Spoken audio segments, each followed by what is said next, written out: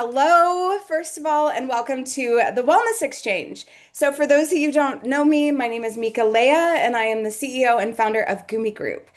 So, today we're going to be diving into a topic that I find so fascinating, and I definitely think it's one of those topics that keeps HR folks up late at night, right? It is one of those topics. So, the question being, how do you actually prove that your wellness programs are worth the money? What's the ROI? We've all been there where we've been in meetings and we've launched these great wellness initiatives and people are happy and participation's great. And then finance kicks in and they're like, yeah, but what's the ROI? And suddenly we're like, people really love loved the meditation class. Like, how do we put an ROI on that? So I am joined today by Vanessa Torres from Keenan, and she's going to be talking about what her perspective is and why it's so valuable is that she actually gets to see the claims data, the real numbers. Vanessa knows which wellness programs actually reduce healthcare costs and which ones just make people feel good. So, Vanessa, thank you for joining me. Thanks so much, Mika, and welcome everyone. Thank you for joining us today. I'm really excited to be here. I love data, love numbers. This is definitely something that also keeps me up at night, but wellness ROI is just one of those topics that's both misunderstood, but it's incredibly important when we're planning and designing wellness programs. So I'm really happy that we're having this conversation today. Me too. So you were talking about designing wellness programs. So let's talk about your role at Keenan and why do you get to see behind the curtain on some of these wellness programs? Absolutely. So at Keenan, I serve as a senior health and wellness manager, which means I get to work closely with our clients and our data teams. Because we're on the insurance side of things and we're integrated in that aspect, that means that I get access to things such as claims data, so I can actually track and see how these wellness programs and initiatives impact things such as a client's chronic conditions, ER visits, medication adherence, not just looking at those engagement and participation numbers, but really how these wellness interventions are impacting those claims data and claims metrics. I love that you call them wellness interventions because we've been having so many conversations about the importance of wellness as prevention. I think historically, the medical system has always been let's treat those chronic conditions, like you said, like let's just focus on treating those and getting people better. But there's so much that we can actually do by taking a step back and actually, looking at the prevention. Can we get started ahead of time? So you see wellness programs obviously from that insurance side, which we talked about. So the claims and the actual costs. Now, here's the question. What is the biggest mistake companies make when they're trying to prove their wellness programs are working? And what are they getting excited about that makes you kind of think, that's not really it? Yeah, that's a great question, Mika. I personally think that the biggest mistake that I see in my experience with working with clients is when they focus too heavily on those participation metrics and those engagement trends. For example, like how many people joined a SEPs challenge or how many participants they had in a seminar and assume that that equals success. While those are great, and don't get me wrong, engagement is important when you're implementing those type of activities, but it's not the entire picture. If you're connecting those activities to actual health outcomes or cost drivers, or if you're not doing that, rather, you're missing the whole point. For example, a step challenge, while it's fun and it's getting your employees active again and they're connecting with their colleagues, but your population on the other end is suffering or struggling with diabetes or hypertension, you need more targeted interventions that will address those risks directly. And it kind of all ties into prevention. Prevention is key. So let's address it there before it becomes a bigger problem. Yeah, I 100% see that. Like, I think it's two sides of the same coin, right? You've got the Mhm. engagement, but you also want the action. and the prevention on the other end.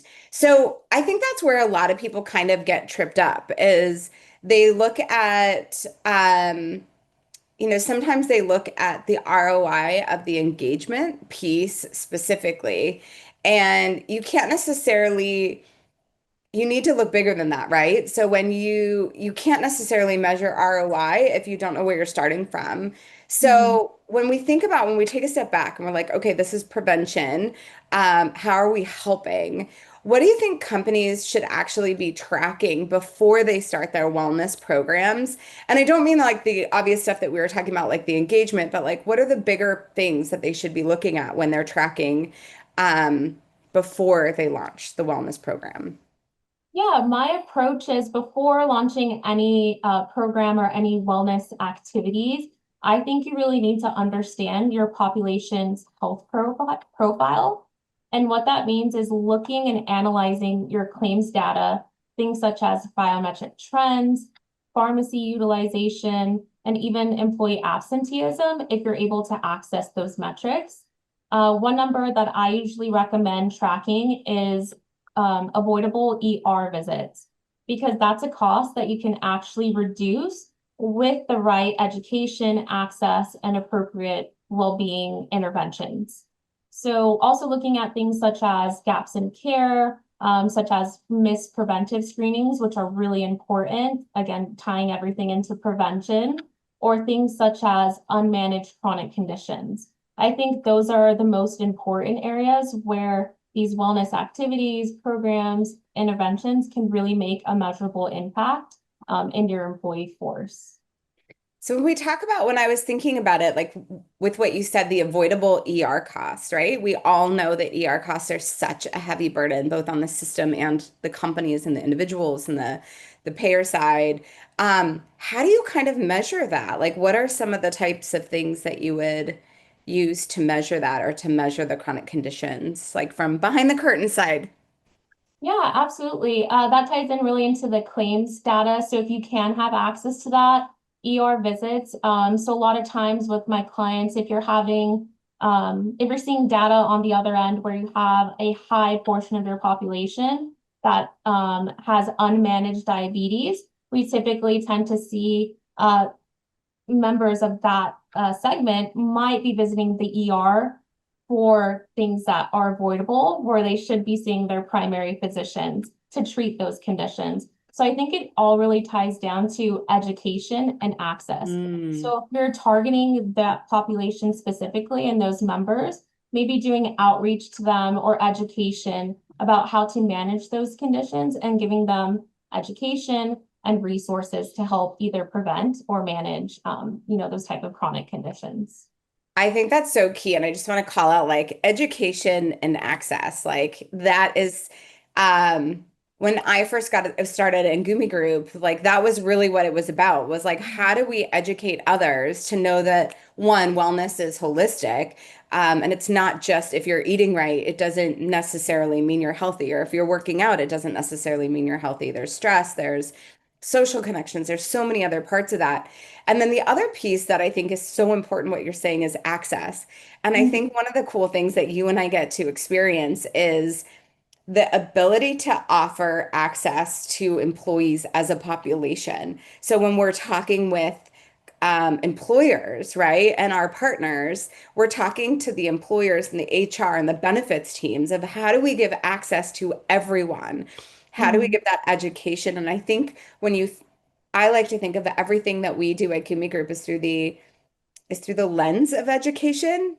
And when we think about that, if and anybody can do that, right? And that's what you're saying is that anybody can do that from the health standpoint. If you just look at health through the standpoint of how do we educate others and make it accessible for them, then it's like a win-win. And that's where you'll see, I think, like that's where you'll see that ROI lift is because you've made it educational and accessible. So I love that you said that. I think those are two really, really key pieces. So let's talk story time for a second. I love case studies. I love research. And I know that you personally get to see the claims data. So you know which programs are actually working and which ones just sound good on paper. So I'd love to hear like a specific example of a case study, a company, keeping it anonymous, of course. I know we have a lot of us are under NDAs, but let's talk about a company that really got it right. Like, can you give us an example of one that gave it right? Like, what did they do? And what kind of impact did you actually see? Yeah, that's a really great question. I had one client that comes to mind, a very large school district client that's located in Riverside County in California. So if those of you aren't familiar, it is predominantly a fast food area. So a lot of the population there is just used to, going really quickly to a drive-through.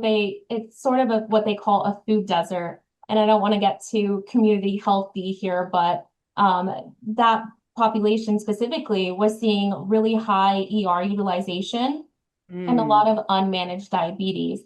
So when we were addressing their population and thinking of an intervention that would make the greatest impact for them, instead of our typical approach, which is launching like a broader wellness program or a platform that has all these resources, we really wanted to focus and tailor it specifically on care navigation and disease management for diabetes and hypertension.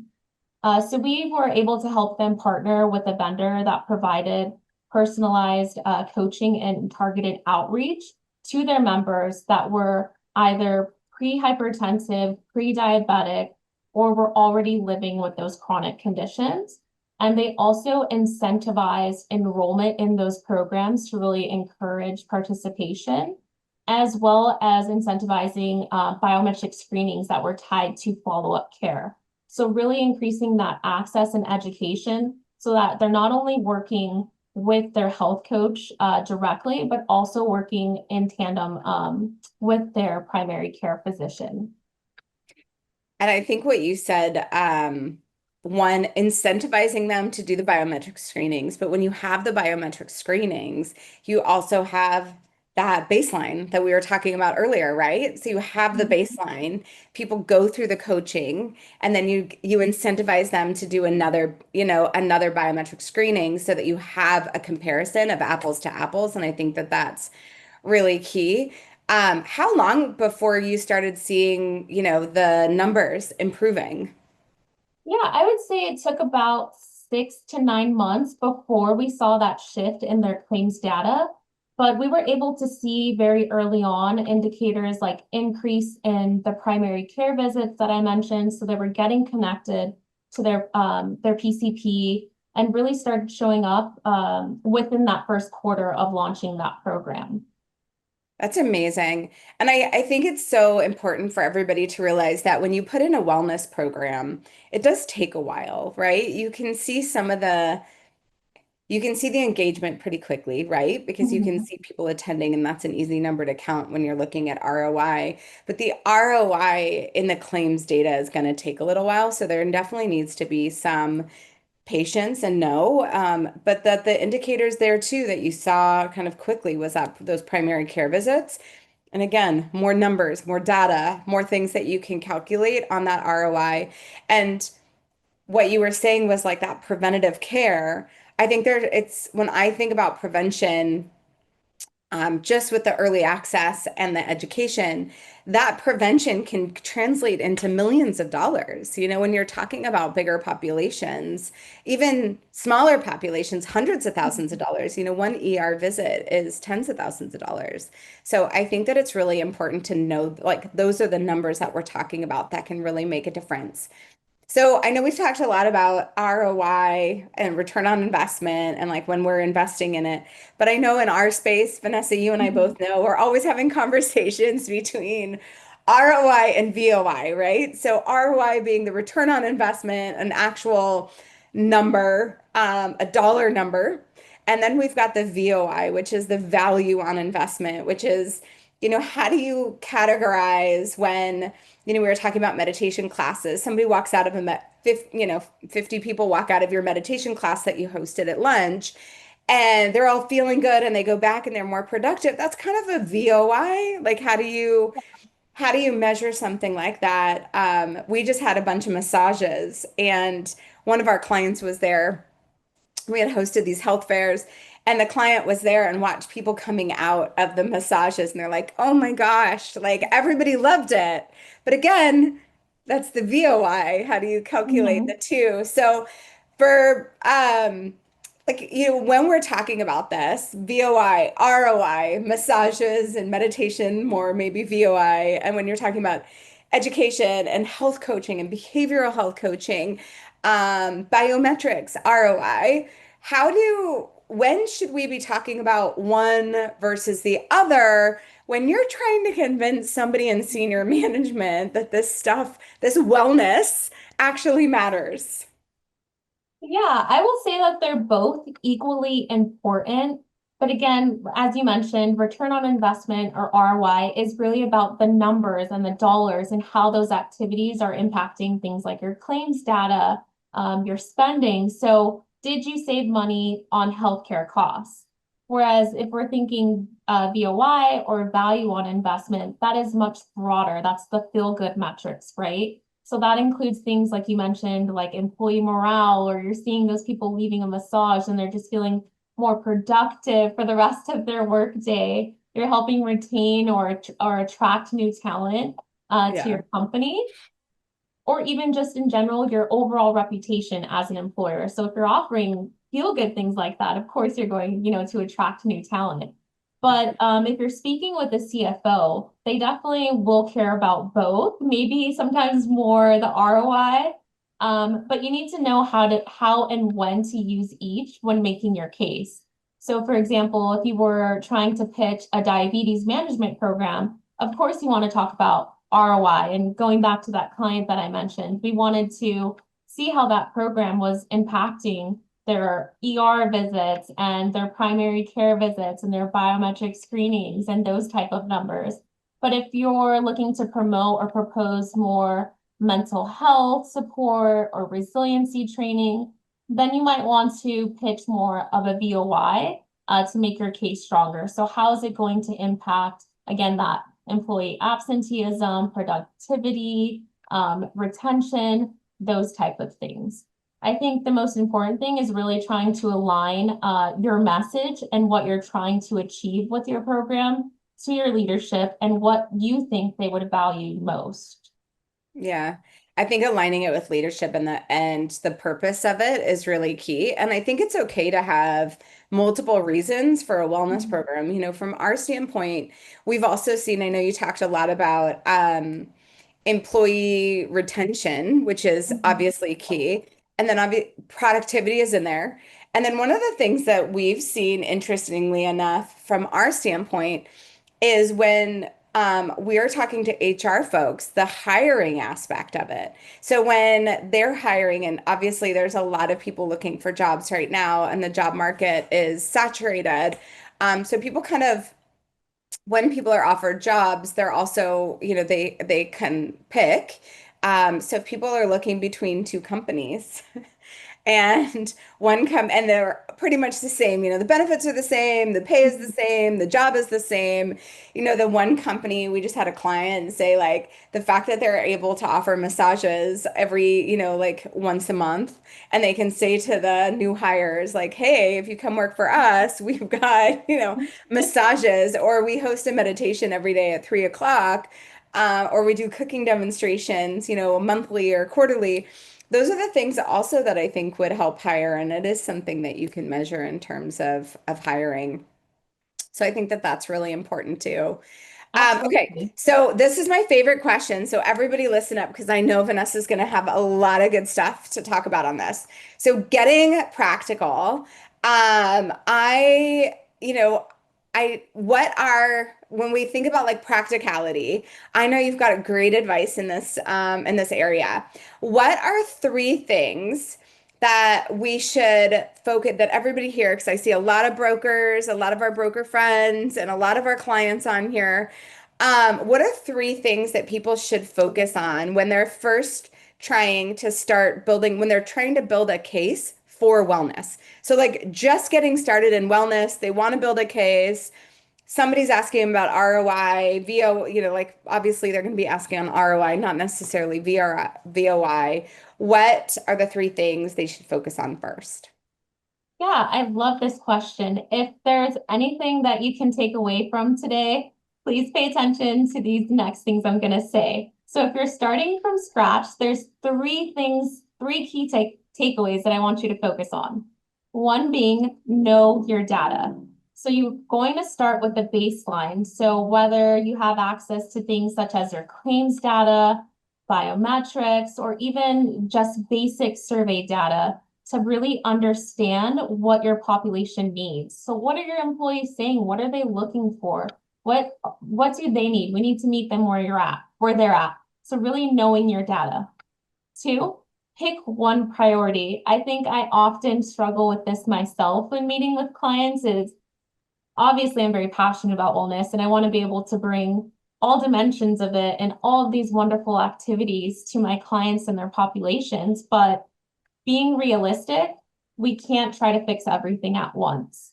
So really pick one priority, choose a high impact area like diabetes, for example, or maybe your employees are reporting high levels of stress in that survey that you conducted, or maybe they're really needing preventive care because you have a high portion of your population that's really at that borderline diabetic or borderline hypertension. So pick one thing and really hone in and focus on that area.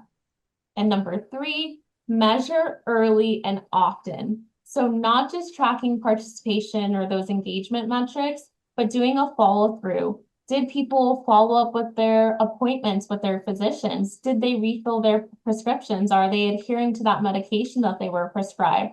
So depending on which interventions we're going to include, really focusing on what type of data we can measure within that specific intervention early and then often. So whether that be quarterly or annually, really trying to collect data as early and often as possible.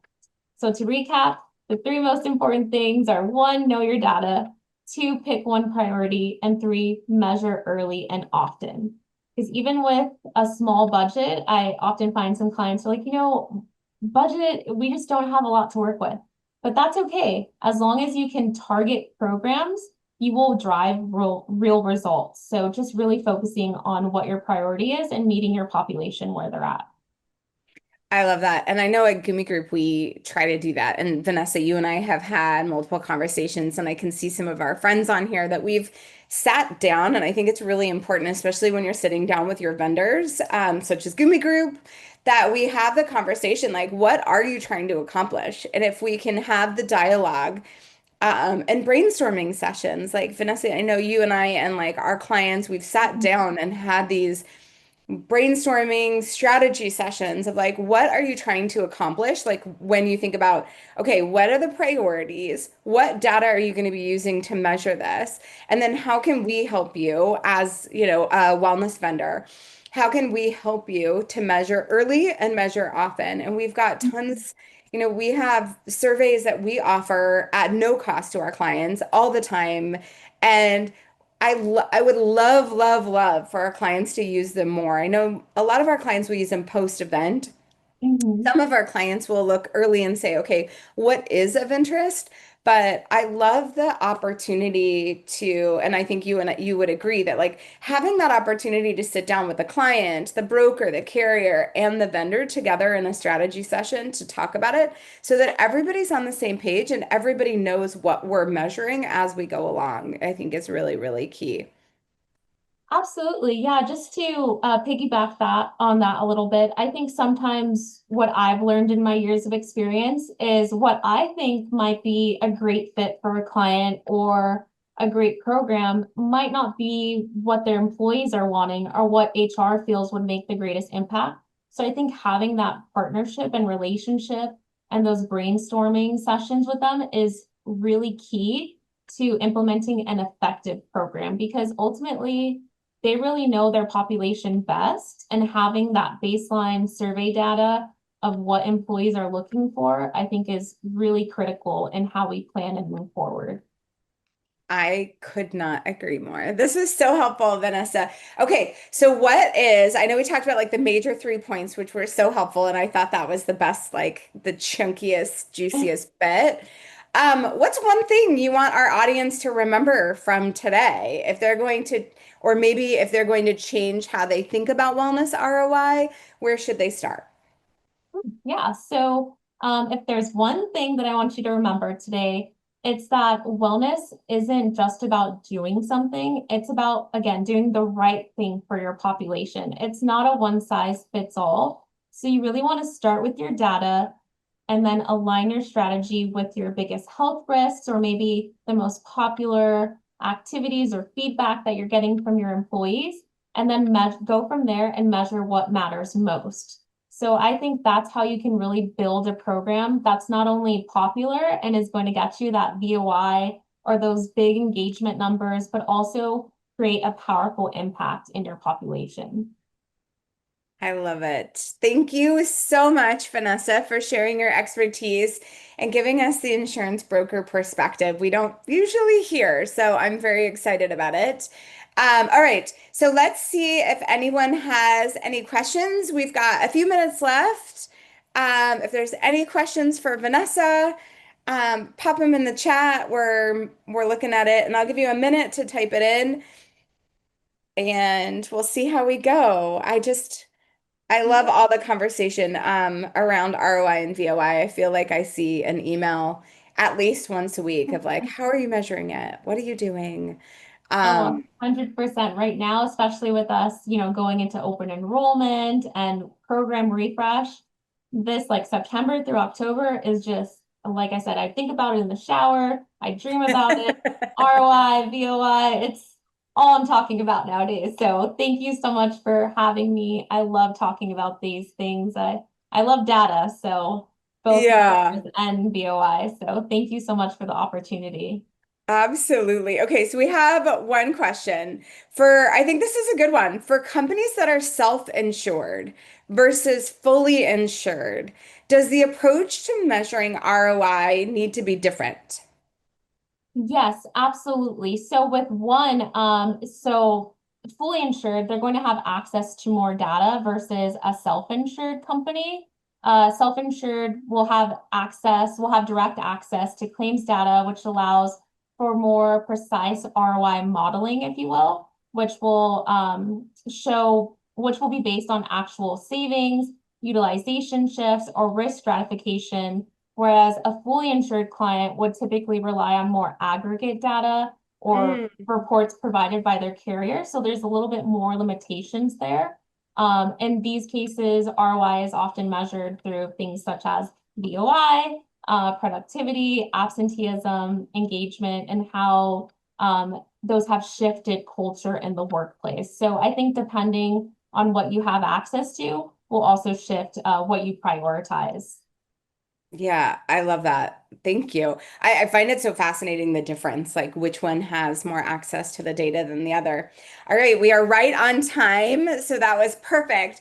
Thank you all for joining us today for this deep dive into wellness ROI. For more information about Keenan's health and wellness consulting services, please visit their website, which is here in the chat.